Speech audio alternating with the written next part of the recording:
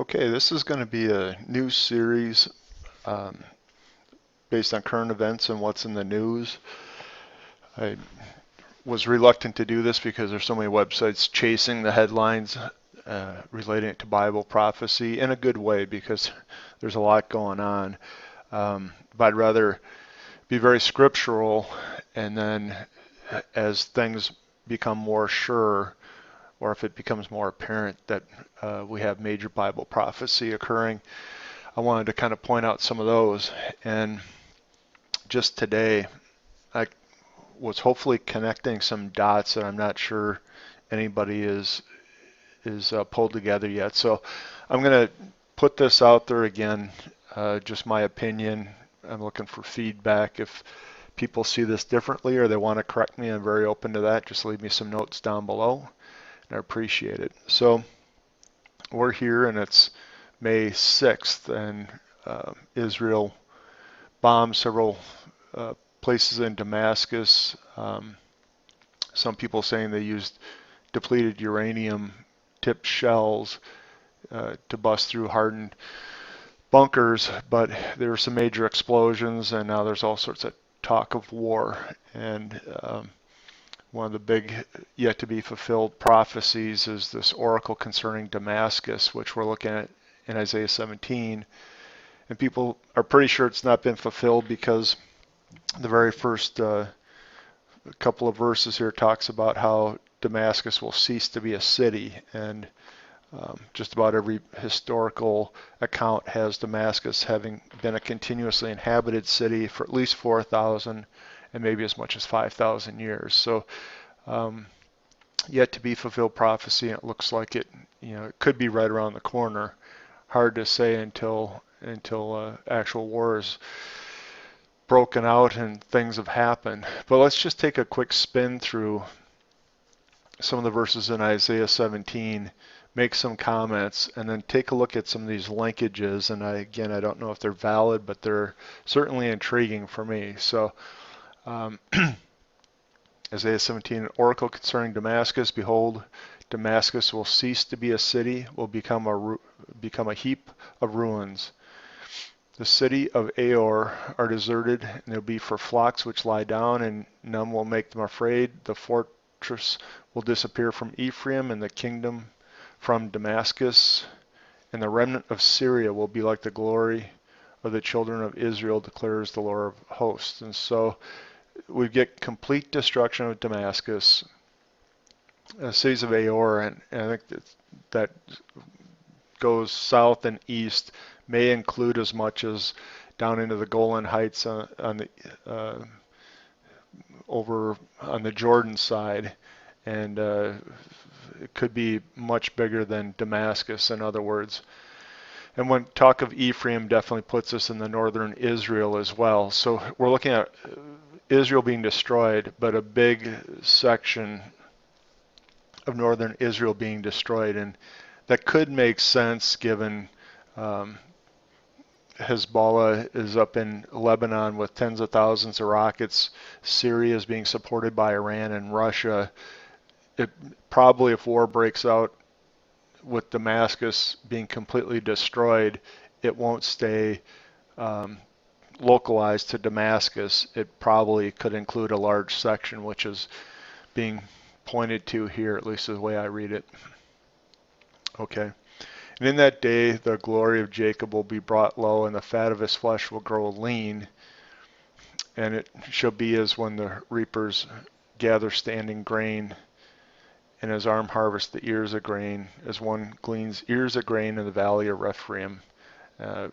And again, valley of Rephaim was giants, but I don't think they're talking about giants in this. They're talking about a harvest that takes all of the grain out. And Valley of Rephaim was, I think, south of Jerusalem, heading toward Bethlehem, if I remember right. And I think it's just saying it's going to be a clean harvest. And the problem here is that Jacob will be brought low. And so there may be pointing here that parts of northern Israel will be hit when Damascus is hit. Now, Can't say that for sure, but it looks like it's not isolated to Damascus. Probably includes the Golan Heights, maybe northern Israel. I don't know about northern cities like Haifa or not, but it definitely looks like there's some trouble in the northern parts of Israel as part of this. And so it goes on and continues to talk about the destruction, and what's left is gleanings of a fruit tree. Then in that day man will look to his maker, and his eyes will look to the Holy One of Israel. And so part of this destruction that also impacts northern Israel brings attention back to God and away from the idols that are being worshipped. Okay, let's keep coming down here a little bit.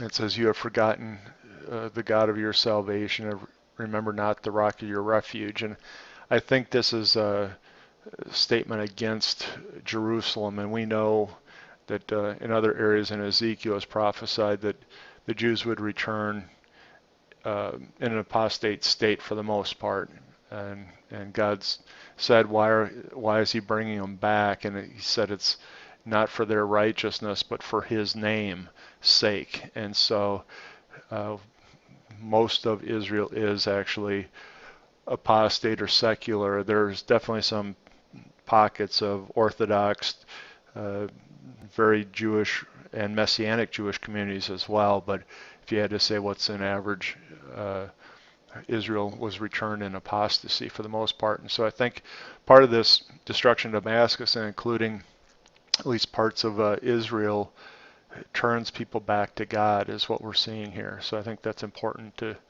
point out. Okay. And the last verse here I think is important here. At the evening time, behold terror, before morning they are no more.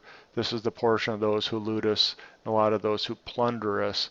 And so this looks like to me that this invading army or this clash that occurs gets put off basically in one day. And there's lots of speculation what that means. Is that because, for instance, Damascus is hit with something like a nuclear bomb, and then kind of like when the U.S. hit Hiroshima and Nagasaki, war was basically declared over, a surrender at that point. Hard to say, but it looks like there's one big troubling evening time, and then by morning something has put an end to all this. And so pointing to that, because it appears like we may be on the eve potentially of this occurring, and maybe this week yet, maybe within a few weeks, but a lot of rhetoric that the bombing that Israel did is going to cause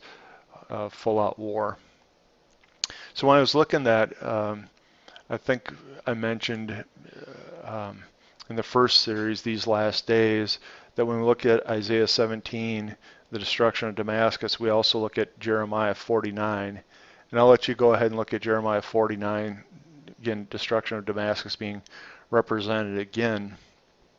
But now I wanted to bring forward one that nobody ever talks about, and I think again because it's in this version of the Septuagint that I've used in a few of these videos, the Net's Septuagint translation, and I don't believe it's in the versions of the Bible that were where the Old Testament was based on the Masoretic text, which is most of the translations. So I think we're looking at this Septuagint version here with hopefully a good translation. So let me read this. We're in Zephaniah 2, and we're going to just read down 9 verses. Gather together and bind yourselves together, you uneducated nation, before you like a transient flower, before there comes upon you the Lord's anger, before there comes upon you the day of the Lord's wrath. Now again, day of the Lord is the end times, and we're just before the day of the Lord is what this is telling me. Seek the Lord, all you humble of the earth, work judgment and seek justice and distinguish them, that you might be sheltered on the day of the Lord's wrath. Okay, remember that. For Gaza shall be plundered, Ascalon shall become an annihilation, Azotus shall be cast out at noon, and Akron shall be uprooted. Woe to you that inhabit the strip of the sea, resident aliens of the Cretans. A word of the Lord is against you, O Canaan, land of the Elephiles, and I will wipe you out of the dwelling place. And Crete shall be a pasture for flocks and a fold for sheep.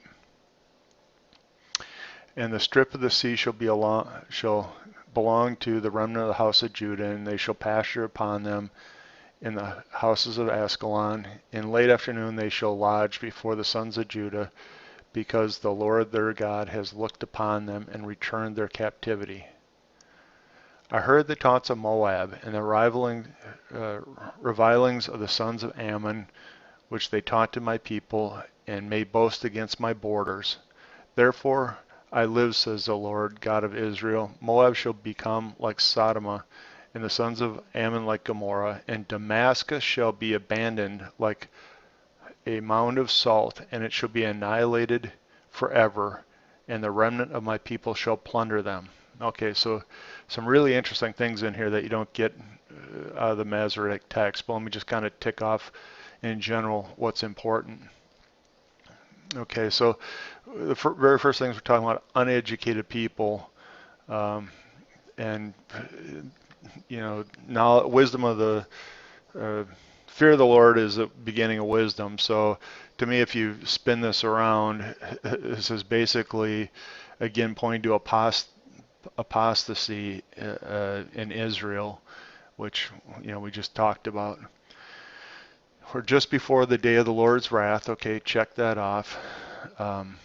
Then we get this interesting thing. Seek the Lord, all you humble of the earth.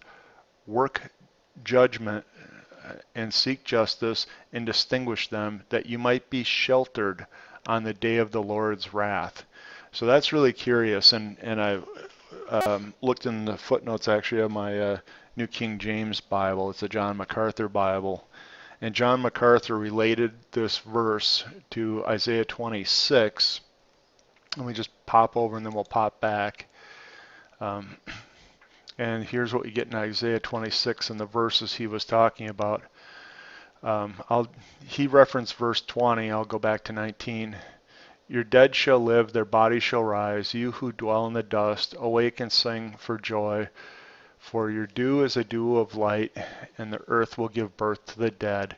Come, my people, enter your chambers and shut your doors behind you. Hide yourselves for a little while until the fury has passed by. For behold, the Lord is coming out of his place and punish the inhabitants of the earth for iniquity, and the earth will disclose the blood shed on it, and will no more cover its slain. So it's very popular interpretation of these passages in general by Bible scholars to say this is probably the best reference to the rapture of the church in the Old Testament.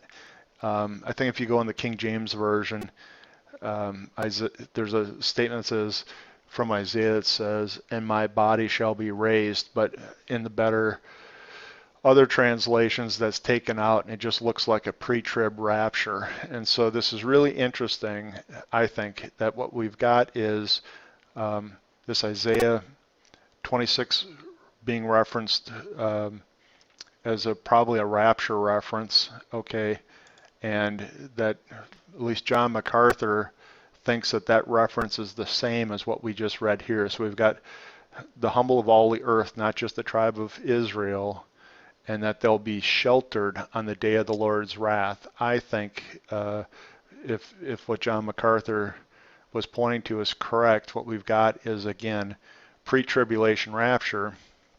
But now we've got some real interesting pointers. If this is the rapture, the rest of these comments down below are tied to the Psalm 83 war. There's Gaza and Ascalon are cities to the north of the Gaza Strip, and so is this Akron or whatever. And in the Psalm 83 war, and again, you can look at it in an earlier video or go to Bill Salas's website and watch some videos. These are all included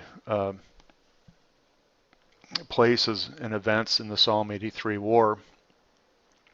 And so we can say, we've got potentially a rapture reference up here, and then this events of the Psalm 83 war down here. And is that helping giving us some timing for the rapture? That's the first thing that hit me. And then the second thing that's really interesting to me is a little bit lower down here. Bear with me. Okay. I heard the taunts of Moab and the revilings of the sons of Ammon, which they taunted my people and made boast against my borders. Okay. Well, just today, again, it's May 6th, 2013.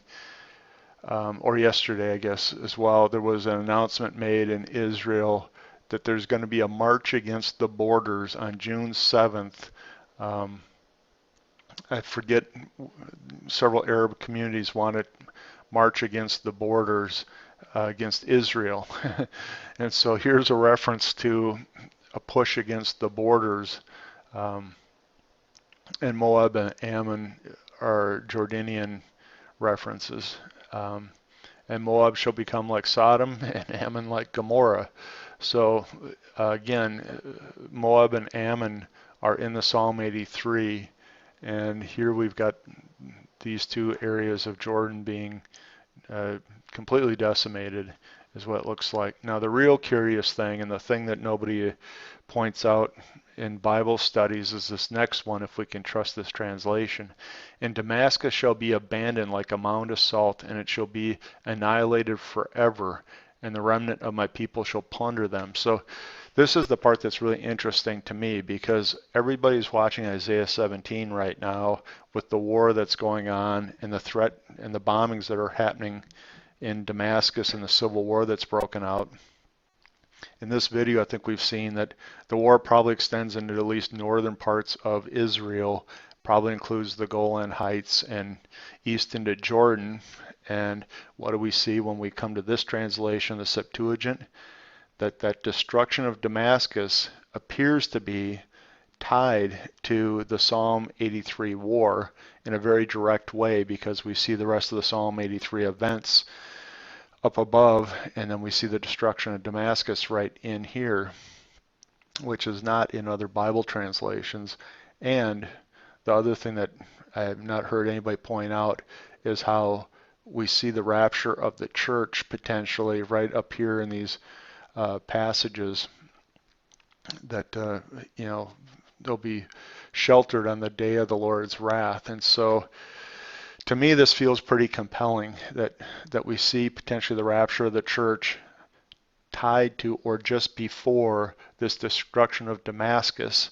And only in this translation of the Bible do we see the destruction of Damascus directly tied to what appears to be the rest of the Psalm 83 war passages. And Bill Sallis, who is the Psalm 83 expert, puts Zephaniah 2 into that war, and now we see with this translation of the Bible,